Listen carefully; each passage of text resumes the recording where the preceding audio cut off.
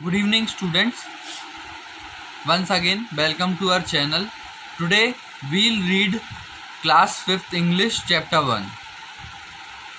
Chapter 1, Trust in God and do the right. भगवान पर भरोसा रखें और सही काम करें.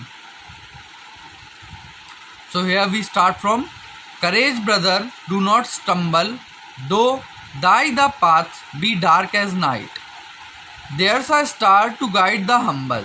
Trust in God and do the right. जिसका मतलब है हिम्मत करो भाई, ठोकर मत खाओ. यद्यपि तुम्हारा मार्ग रात के समान अंधकार में हो, विनम्र का मार्गदर्शन करने के लिए एक सितारा है. भगवान पर भरोसा रखें और सही काम करें. Let the road be rough and dreary, and its end far out of sight. Foot it bravely, strong or weary. Trust in God and do the right. सड़क को ऊबड़ खाबड़ और नुकसान होने दें और उसका अंतर्दृष्टि से बहुत दूर हो.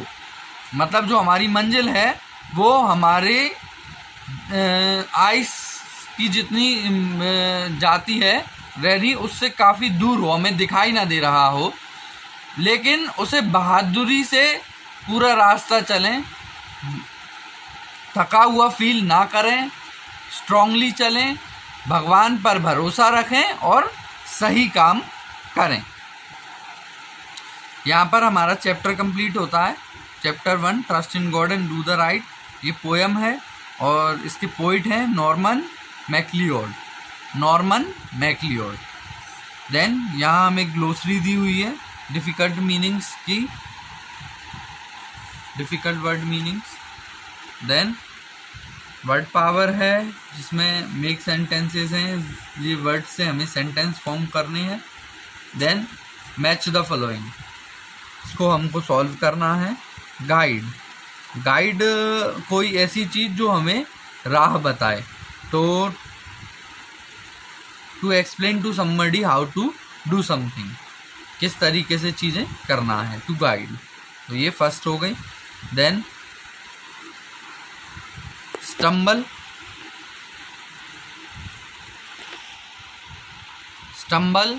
टू मूव, टू वॉक और move in an unsteady way. Then rough is having a surface that is not even. Then dreary means dull or not interesting, and weary means very tired. तो ये हमारी matching complete हो गई है यहाँ पर. इसके बाद हमें दिए हुए हैं क्वेश्चन आंसर. तो क्वेश्चन नंबर 1 है which line suggest that there is always something that guides the humble people. कौन सी लाइन हमें ये बताती है पोएम में कि हमेशा कोई चीज़ होती है जो हम्बल पीपल को गाइड करती है. तो इसके आंसर में हम लिख सकते हैं there's a star to guide the humble. ये हमारा आंसर नंबर 1 हो गया. एक स्टार है जो हम्बल पीपल को गाइड करता है हमेशा. Then answer number question number 2, what will you do when the road is rough and its end is far out of sight. आप तब क्या करेंगे जब रोड बहुत ही ऊबड़ खाबड़ है और उसका सिरा या मंजिल आपको दिखाई नहीं दे रहा. इसका आंसर में हम लिखेंगे we will foot it bravely. हम साहस के साथ उस पर आगे बढ़ेंगे. Then question number 3, which line suggest that we should not stumble through our path is difficult. कौन सी लाइन पोएम में हमें सजेस्ट करती है कि हमारा जो रास्ता है वो बहुत डिफ़िकल्ट है, तब भी हमें स्टम्बल नहीं करना चाहिए.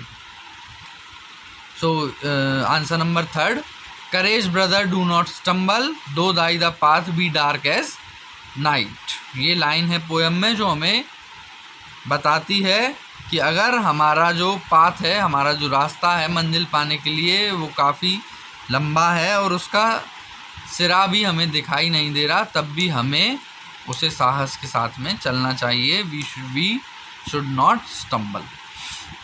Then question number 4, explain the line footed bravely strong or weary. इसमें हमें ये लाइन है पोएम की, footed bravely strong or weary, इसे एक्सप्लेन करना है। तो इसके आंसर में हम लिखेंगे this line says that we should move forward bravely even if we are tired. जिसका मतलब है कि हमें हमेशा आगे ब्रेवली बढ़ते रहना चाहिए, भले हम कितना भी थके हुए हों। Then question number 5, find out the rhyming words in the poem. जो पोएम में राइमिंग वर्ड्स हैं उन्हें निकाल कर आपको लिखना है।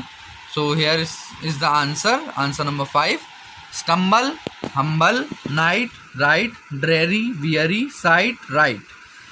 राइमिंग वर्ड्स आर दोज जिनके उच्चारण में, बोलने में उनकी राइमिंग एक जैसी आती है। या हम जैसे इनको पढ़ के हम बोल के देखेंगे, stumble, humble, night, right, ending, all are ending with same rhyming. So these are rhyming words. Then यहाँ पर है हमारा question number 6, write a summary of the poem in about 50 words. जिसके आंसर में हमें समरी लिखना है कंप्लीट पोएम की। So here is the answer. Answer number 6, in the journey of life we meet with many difficulties and problems. We may get tired and feel hopeless, but we should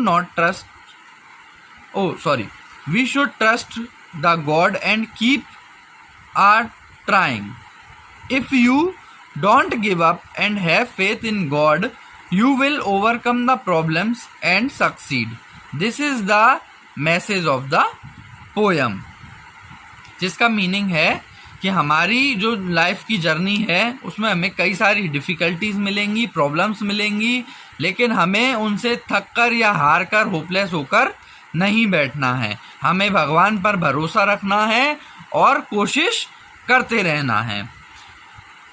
कभी हमें भगवान पर भरोसा खोकर give up नहीं करना है। हमेशा difficulties को ओवरकम करके और अपनी मंजिल पाना है। यही इस पोएम के द्वारा मैसेज हमें दिया गया है।